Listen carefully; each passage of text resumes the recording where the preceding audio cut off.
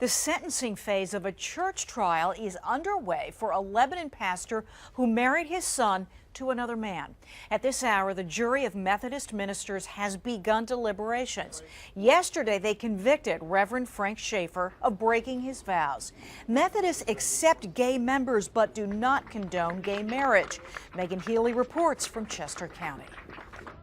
After relatively brief testimony and a quick verdict yesterday, today really seemed to be the real trial for this pastor. Dozens testified, including his son, who says he hopes the jury shows his father mercy. Supporters of Reverend Frank Schaefer say the Lebanon pastor is in the fight of his life, at risk of losing his credentials, even being defrocked for presiding over a same-sex marriage for his son 6 years ago in a state where it's legal. And through this whole experience, he's shown nothing but unconditional love to everyone on both sides of the issue. So it's very saddening to me to see him have to deal with this. They believe this whole trial is the result of one former parishioner who filed the gay marriage complaint after his mother and Schaefer disagreed over a separate issue.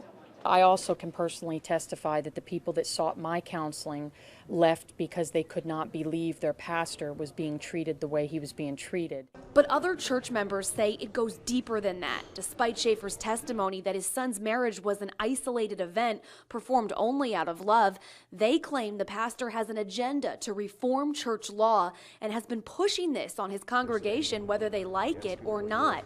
Christina Watson testified to this today. It seemed to me that he was trying to convince the congregation to be on his side, like he had a side. In the end, a 13-member jury of fellow clergy will decide whether Schaefer gets a true punishment for breaking his vows or a slap on the wrist. I just think that it's too bad.